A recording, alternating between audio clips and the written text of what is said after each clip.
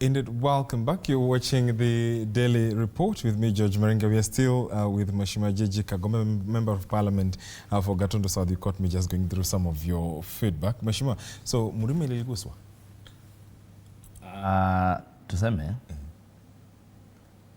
Tuseme kulingana na wananchi ni kama mlima iliguzwa.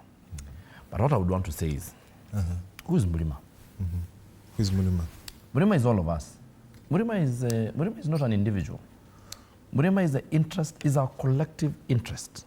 And if our collective interest is not being served by the people that we have put in positions that are supposed to serve our Murima, then we change. And I was just telling you the way our culture has been, that if you come from our constituency and we feel you're not serving our interest, then we change. So if you ask me, I think we have more pressing issues that are, Murima is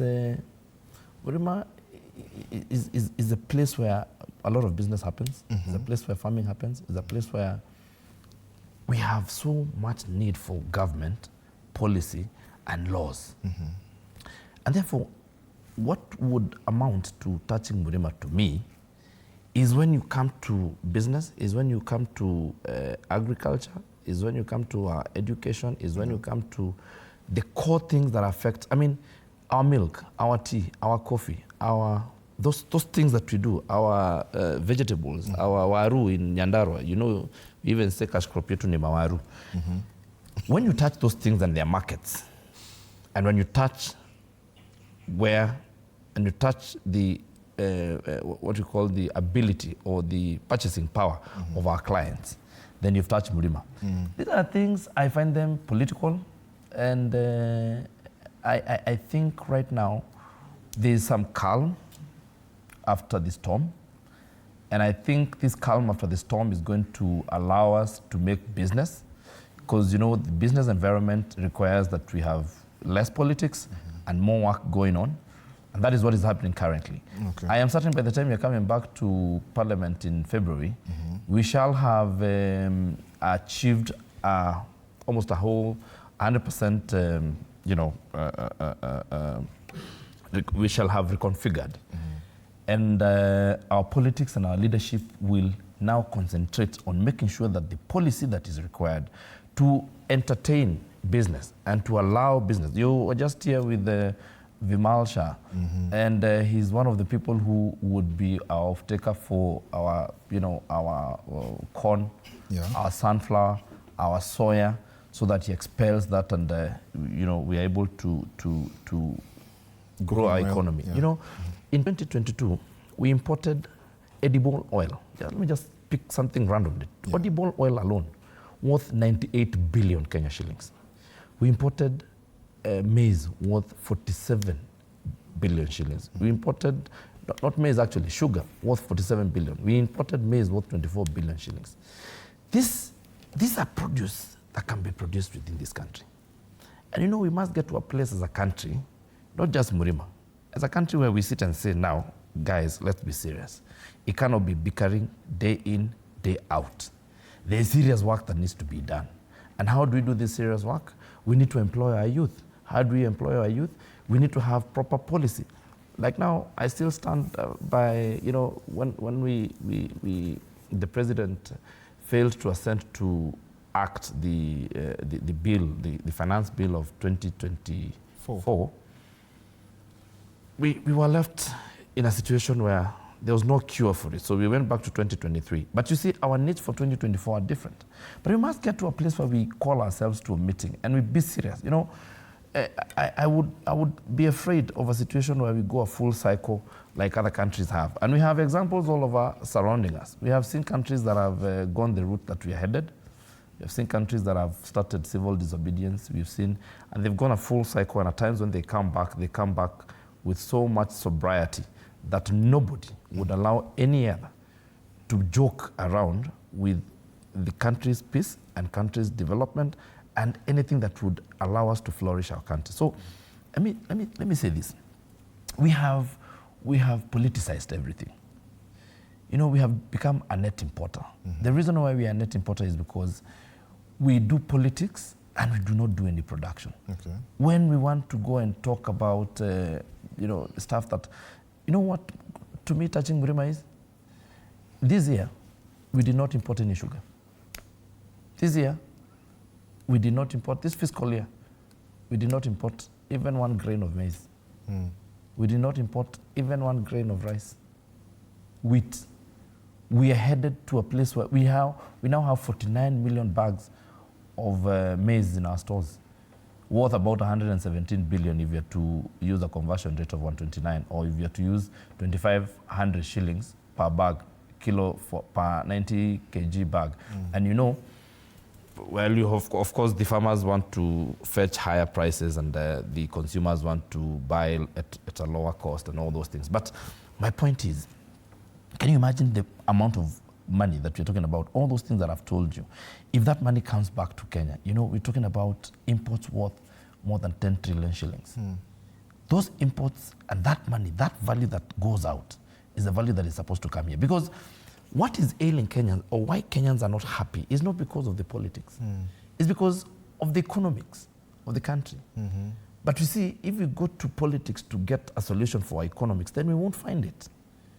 If you're sick, you have a cold, and you refuse to take medicine that will help you cure the cold, if you have plasmodium in your body, you must get something that will deal with the plasmodium in your body so the malaria can go away. Okay. If you have malaria and you decide now you're feeling uncomfortable and you go to swim in the river, you'll still be sick. So you must fix ourselves. You must understand that our issue is not politics. Our issue is our economics, and our economy is not working in our favor. So you must fix that, and that shall not be fixed politically. It shall be fixed by fiscal policy. And that is where we sit in Parliament to do fiscal policy. If we decide that we're going to the streets to do kelele na malumbano na siasa na hiyo maneno, we will still be where we were when we started this problem. And it doesn't matter. We can change these people as many times as you want.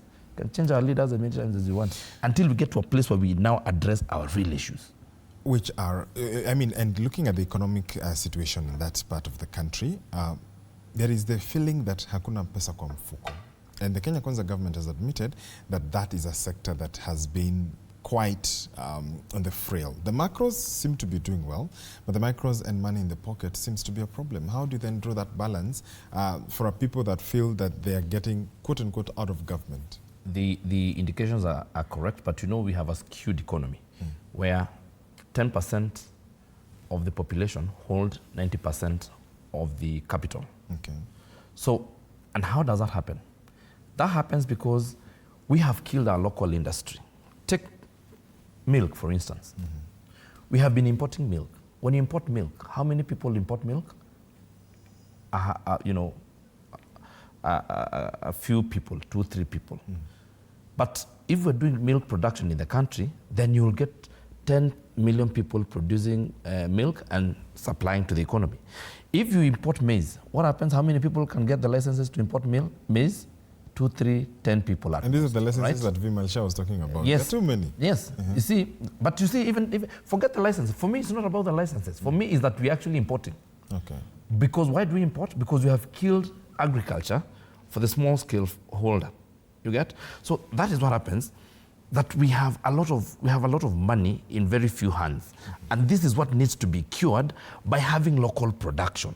If you have local production, for instance, when Vimal Shah was here, if he's to import oil, he will import oil that could have been produced by 2 million people.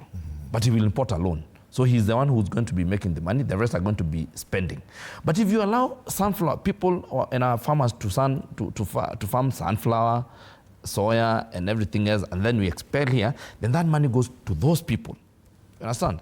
So the hit that the consumer or the regular mwananchi on the ground is feeling is because we have concentrated business, we have changed our business model to an importation country, and therefore that benefits very few people. I remember when some companies closed down business because of tax issues and because we're allowing cheaper diapers to come into the country. And I remember a friend of mine on Mombasa Road closing a company that used to do diapers and sanitary towels.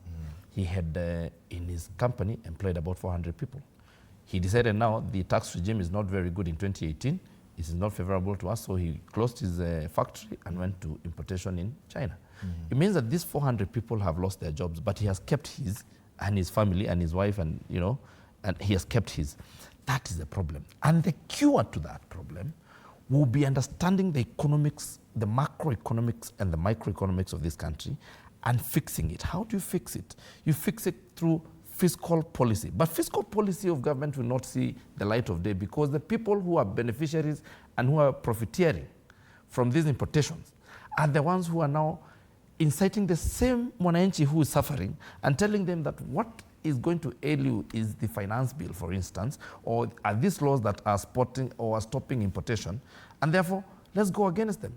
This government is not friendly to us. You know, but when you look at these indicators, when you look at the dollar rate, why is the dollar rate now stable? Because we have reduced the demand for it. Why is the demand for the dollar low? Because we have reduced our need for importation. You understand? Why are we now, why is our inflation rate at 2.7 for all the way from 9.6?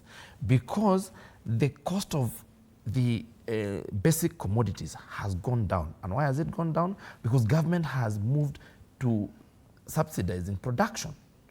So that right now, you remember, you know, we forget very easily. A few years back, we had people in the streets with sufurias on their head because it was a problem to even just have a meal, you know. So, you know what? You remember that maandamano of sufuria and vijiko and sahani?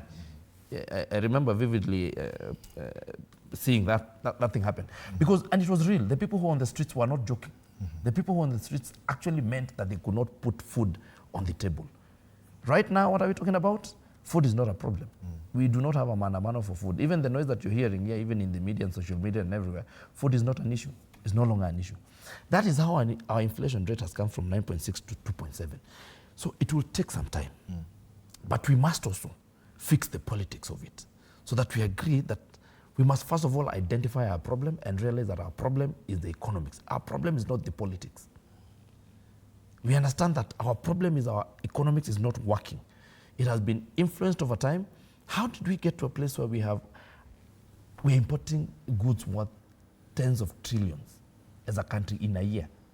Because you see, we have killed our industries for textile, we've killed our agricultural industries, we've killed our value addition industries, we've killed everything. And therefore, if you sit, go to any room, go to your house today, George, look around in your house today before you sleep, when you get into the door, tell me anything on that environment that you think is made in Kenya.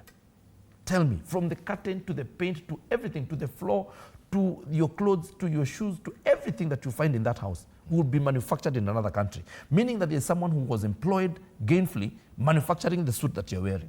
Meaning that there's someone who was employed gainfully and got money from us, from all those. And by the way, this is what is in all households. You know, when I say that, you know what I mean. You will go into your room and look, even in this studio, look around, tell me anything that you think is made in Kenya. And then you tell me how you're supposed to create employment. And then you tell me how, if we do not create employment, how Kenyans are supposed to be happy. So, and the juxtaposition of it is the whole issue of exporting labor, while at it, and then the taxes that, of course, and the licenses that Vimal was talking about. There seems to be an unfriendly reception to ideas and to these situations. Why are you, even as Murima legislators, not coming so much to the table in as much as advocating? Because whereas you say we need to sort the politics, fine, there doesn't feel to be a consensus in terms of how the electorate wants you to handle these issues of taxes, which are core to their existence. You know, by the way, and I say this with utmost respect,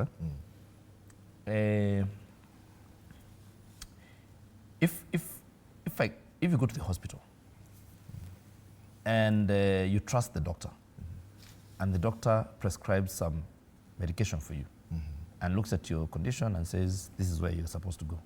You take that and you believe it. What happened in our country, and not just in Murima now, is that the people who are supposed to give us solutions, because we elect people because they have, first of all, capabilities, they know better than we do because they have a bigger view of things, and they're supposed to make proper decisions for us. And we're supposed to be comfortable that they are going to make decisions for us. What has happened in this country is that we have lost that faith. So even when proper decision is being made, you're skeptical. You know, the public is skeptical. They're like, do you have our interests at heart? Maybe the trust deficit is coming from a point of, it seems to have been eroded over time. It's not immediate. This is something that has been coming over time. I mean, we have come a long way. We're talking about 40, 50, 60 years of it coming. And that's why I'm saying maybe probably as a country we'll go a full circle and come to say, okay, now this is where we went wrong. This is where the rain started beating us. And now we need to go back to basics. And then we go and correct what went wrong. Because if when it gets to a point, I ask myself, why is it that why would Kenyans not trust the people they elected 2 years ago? And at that time, they're the ones who participated in the elections. Because this is not just about the 13th parliament. This is not just about this administration. We had a problem in the last administration, do you remember? Remember that same Murima told Uhuru to finish and go. Maliza uende. We were here telling Moi must go. Yote yawezekana bila Moi. Unbogable. We said we were unbogable. We have been doing these things over time. So is it that we have a trust deficit, or is it that we have leaders who do not care for the common mwananchi? And if you ask me, if you look at if I look at my predecessors, I've told you I'm number 9. None of those people has been removed from position because of death. They have all been kicked out by the electorate, except Jomo Kenyatta and Jose. Except 2. 7 of them have contested for their seat and been kicked out. So I keep asking, what is it that happens that we have? Why are these mistakes that we make every time that we have made for 7 times consecutively? That every time you're like, apana, hapo tulifanya makosa, wacha tuondoe huyu tuweke huyu mwingine. What is that thing? Until we identify what that thing is, then we will still be caught in this in this melee, and we are unlikely to progress as a country. Because for us to progress as a country, we must have some faith in our systems, and that faith must be established one way or another. Whether we are going to have a national dialogue and say, now this is where we are supposed to go, or this is how we are supposed to be electing our peoples, or this is how we shall have our representation, we will need to have trust in our government institution. Let me tell you, I was in Azerbaijan earlier this month. And you realize in other countries like those ones, anything that is associated with government, they are afraid of you if you're private sector and you're not associated with government. What happens in Kenya? If you hear anything is government, you want to run away. You don't want to be associated. I mean, when they are pending bills worth billions, of course. Yeah, I'm saying. And you know these pending bills, how old are the pending bills? We have pending bills for over 10 years. Pending bills at NYS, pending bills at Kengen, pending bills at Kenya Power, pending bills in the ministry, whatever, counties, everywhere. We have pending bills that are as old as 10, 15 years. So what I'm saying, it is not just unique to this government. Actually, this government is really trying to get out of the hole by paying these pending bills.